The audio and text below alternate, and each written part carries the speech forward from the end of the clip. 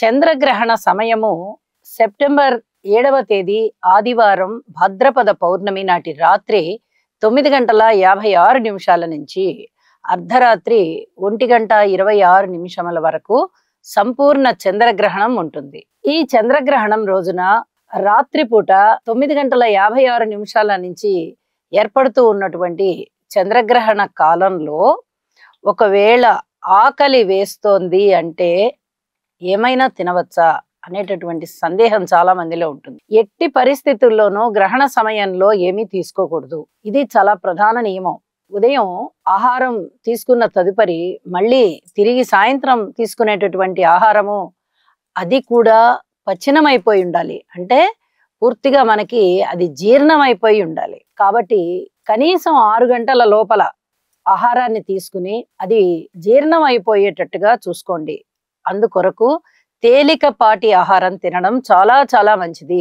గ్రహణ సమయంలో ఎట్టి పరిస్థితుల్లోనూ ఆహారాన్ని తీసుకోకూడదు, నీరు కూడా తాగకూడదు. గ్రహణం రోజున అది ఏ గ్రహణమైనా, చంద్రగ్రహణమైనా, సూర్యగ్రహణమైనా, ఏ గ్రహణమైనా అయినప్పటికీ గ్రహణం రోజున దర్భని వాడాలి అంటారు. దర్భని ఏ విధంగా వాడాలి అంటే కొన్ని నిలవ ఉండేటటువంటి ఆహార పదార్థాలని మనం చేసుకుంటూ ఉంటాం. ముఖ్యంగా నిలవ పచ్చళ్ళు, అలాగే నూనెలు.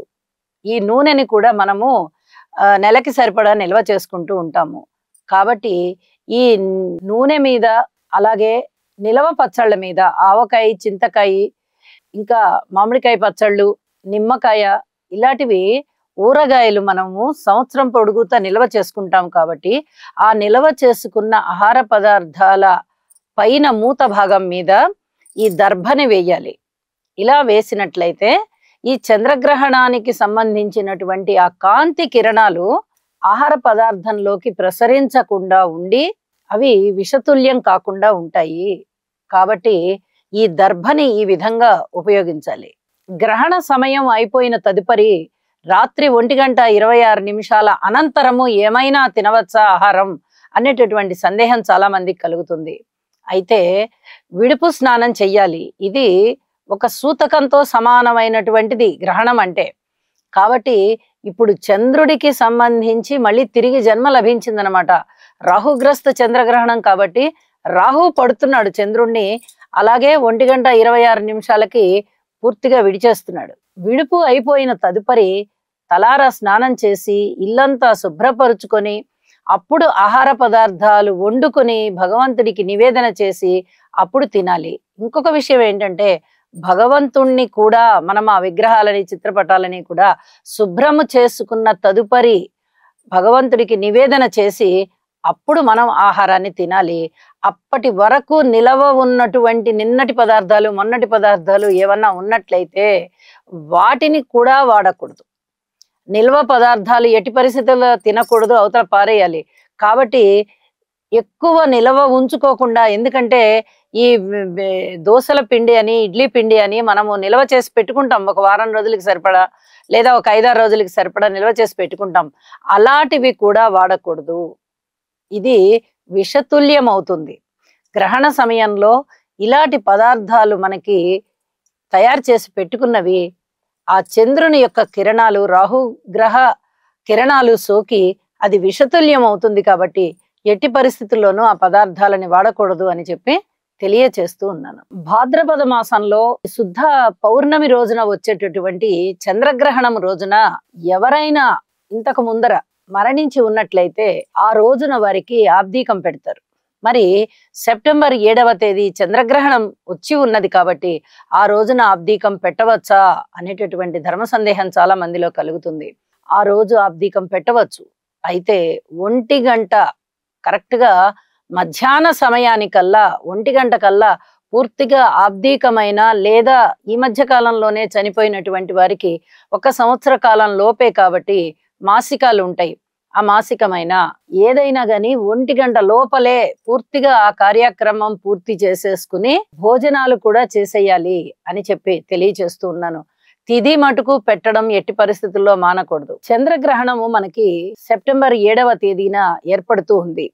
కొన్ని శుభకార్యాలు నెలల వారీ చేసుకునేవి పసిపిల్లలకు గాని, లేదా గర్భిణీ స్త్రీలకి కానీ చేసుకునేటటువంటి శుభకార్యాలు ఏదైనా అన్నప్రాసన కానీ లేదా గర్భిణీ స్త్రీకి సంబంధించి ఏదైనా సీమంతం చేయడము లేదా ఒళ్ళో చలివిడి పెట్టడము ఇలాంటివి ఏమన్నా చేయవచ్చునా అంటే ఎట్టి పరిస్థితుల్లో ఈ రోజున మటుకు చేయకూడదు, గ్రహణం రోజున చేయకూడదు.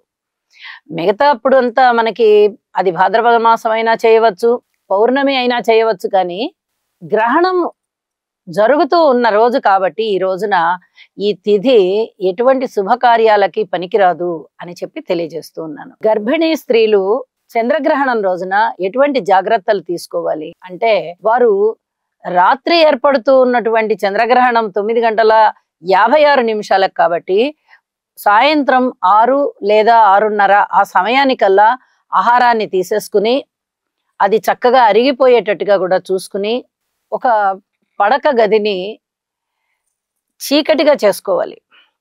ఎటువంటి చంద్రకాంతులు ప్రవేశించని విధంగా ఆ గదిని అంత బందోబస్తు చేసుకోవాలన్నమాట. అలా చేసుకుని కదలకుండా విశ్రాంతిగా నిద్రించడం వల్ల చాలా ఉపయోగాలు ఉంటాయి. అనవసరమైన ఆలోచనలు చేయకూడదు, ఆహారం తినకూడదు, అలాగే మలమూత్ర విసర్జన కూడా అంత మంచిది కాదు. మరీ తప్పనిసరి అయితే చంద్రకాంతి ఎక్కడైతే పడకుండా ఉంటుందో అటువంటి గదిలో మాత్రమే వారు ఆ బాత్రూంలో అవి యూస్ చేసుకోవడం చాలా చాలా మంచిది అని చెప్పి తెలియచేస్తూ ఉన్నాను. ఇది చాలా జాగ్రత్తగా ఉండవలసినటువంటి అంశం. 5 నెలలు వచ్చినప్పటి దగ్గర నుంచి కూడా గర్భిణీ స్త్రీలు చాలా జాగ్రత్తలు తీసుకోవాలి. ఆహార విషయంలో కానీ, వ్యవహార విషయంలో కానీ, ఆలోచనల విషయంలో కానీ, విశ్రాంతి తీసుకునే విషయంలో కానీ తప్పనిసరి జాగ్రత్తలు పాటించాలి అని చెప్పి తెలియజేస్తూ ఉన్నాను. గ్రహణం ఉంది కదండి, మేము అందుకని ఇంటికి వెళ్ళిపోతున్నాము, ఇంటి కుటుంబ సభ్యులతో అంతా కలుసుకుంటామండి, 1 రోజు 2 రోజులు, ఆదివారం కూడా వచ్చింది కదా మాకు, కాబట్టి శనివారం రాత్రికే మనం బయలుదేరి ఆదివారం ఇంటికి వెళ్ళిపోతున్నామండి అనేవాళ్ళు చాలా మంది ఉంటారు. అయితే మీరు తప్పనిసరి అయితేనే శనివారం రాత్రి బయలుదేరండి, లేదంటే ఆ రోజు ప్రయాణం మంచిది కాదు. గ్రహణం రోజున అస్సలు మంచిది కాదు. గ్రహణం వెళ్ళిన మరుసటి రోజు కూడా ప్రయాణం కూడదు. గ్రహణ శూల అంటారు. అంటే శనివారం రాత్రి ప్రయాణం మంచిది కాదు. శనివారం పగలు ప్రయాణం చేయవచ్చు కానీ రాత్రి ప్రయాణం మంచిది కాదు. అలాగే ఆదివారం నాడు రోజంతా ఏ సమయమైనా ప్రయాణం మంచిది కాదు. సోమవారం నాడు కూడా ప్రయాణం మంచిది కాదు. గ్రహణ శూల అంటాము కాబట్టి ఈ గ్రహణ శూలలో కూడా ప్రయాణాలు నిషిద్ధం. చంద్రగ్రహణ సమయంలో చంద్రుని యొక్క స్తోత్రము 10,000 సార్లు జపించినట్లయితే అనంతమైన ఫలం వస్తుంది. అలాగే 10,000 సార్లు మీరు చేశారనుకోండి, మీకు కనీసం ఒక 50,000 సార్లు చేసినంత ఫలితం వస్తుంది. ఒకవేళ మీరు అంత చేయలేకపోయామండి, మేము ఏదో ఒక 50 సార్లు 100 సార్లు ఒక 1000 సార్లు అలా చేసుకున్నామండి అన్నా కూడా మీకు అనంతమైన ఫలితం ఉంటుంది. ఈ గ్రహణ సమయంలో చేసేటటువంటి జపము, తపము, దానము, ధర్మము, యజ్ఞము, యాగము ఇవి ఏవైనా సరే చాలా చాలా అద్భుతమైనటువంటి ఫలితాలను ఇస్తాయి. తప్పనిసరిగా చంద్రగ్రహ స్తోత్రాలని కానీ చంద్రగ్రహ మంత్రాన్ని కానీ పఠించండి. చంద్రగ్రహణం అనగానే స్నానం అనేది అందరికీ గుర్తొచ్చేస్తుంది. చంద్రగ్రహణం అయిపోగానే స్నానం చేసి మాత్రమే తినాలి, ఇల్లు వాకిళ్ళు శుభ్రం చేసుకొని మాత్రమే తినాలి అని చాలా మందికి వెంటనే గుర్తొచ్చేస్తుంది. అయితే అసలు ఈ గ్రహణ సమయంలో స్నానము ఎవరు చెయ్యాలి? అందరూ విడుపు స్నానమే చెయ్యాలి అనుకుంటారు, కానీ పట్టు స్నానం కూడా చెయ్యాలి. అంటే గ్రహణం పట్టే సమయానికి ఒక స్నానం చెయ్యాలి, గ్రహణం జరుగుతూ ఉన్నటువంటి మధ్యకాలంలో ఒక స్నానం చెయ్యాలి, గ్రహణము పూర్తిగా మోక్షకాలం అయిపోయిన తదుపరి విడుపు స్నానం అని అంటారు. ఇది ప్రతి వాళ్ళు చెయ్యాలి. అయితే ఈ పట్టు స్నానము మధ్య స్నానం అనేది ఎవరెవరు చేస్తారు అంటే యతులు చేస్తారు, ఏదైనా మంత్ర సాధనలో ఉన్న వాళ్ళు చేస్తారు. అలాగే గ్రహణము పట్టింది అనగానే చాలా మంది ఉత్సాహం కొద్దీ కూడా చేస్తారు. చాలా మంది జపతపాలు నిర్వహించుకోవడానికి కూడా చేస్తారు. ఈ జపము, తపము, యజ్ఞము, యాగము ఇవన్నీ చెప్పాను కదా, అవన్నీ నిర్వహించుకోవాలి అంటే తప్పనిసరిగా పట్టు స్నానం చేసి వాటిని నిర్వహించుకోవాలి. ఒకవేళ మధ్య స్నానము చెయ్యకపోయినా పర్వాలేదు, తరువాత మళ్ళీ విడుపు స్నానం చేయాలన్నమాట. చేసిన తదనంతరము మళ్ళీ మిగతా ఆహారం తీసుకోవడం గాని, ఆహారం వండుకోవడం గాని, భగవంతుడికి నివేదన చేయడం గాని, ఇవన్నీ కూడా తెల్లవారిన తర్వాత. ఎందుకంటే ఈసారి మనకి రాత్రివేళ కాలంలో వచ్చింది కాబట్టి పూర్తిగా తెల్లవారిన తర్వాత గాని, లేదా 1:26 తరువాత మెలకువ వస్తుంది కదా, 4 గంటల వేళల్లో లేస్తారు చాలా మంది. ఇలా నిద్ర లేచినప్పుడు అప్పుడు విడుపు స్నానం చేసి ఇల్లు వాకిళ్ళన్నీ శుభ్రం చేసుకొని అప్పుడు ఇక ఆహారం తీసుకోవడము, భగవంతుడికి నివేదన చేయడము, ఈ కార్యక్రమాలన్నీ చూసుకోవచ్చు. పట్టు స్నానానికి, విడుపు స్నానానికి చాలా మంచి ఇది ఉంటుందన్నమాట. పుణ్యం ఉంటుంది మనకి. దీన్ని పుణ్యకాలం అంటాం మనం. గ్రహణం పట్టే సమయాన్ని అంతా కూడా చక్కగా పుణ్యకాలం అంటాం.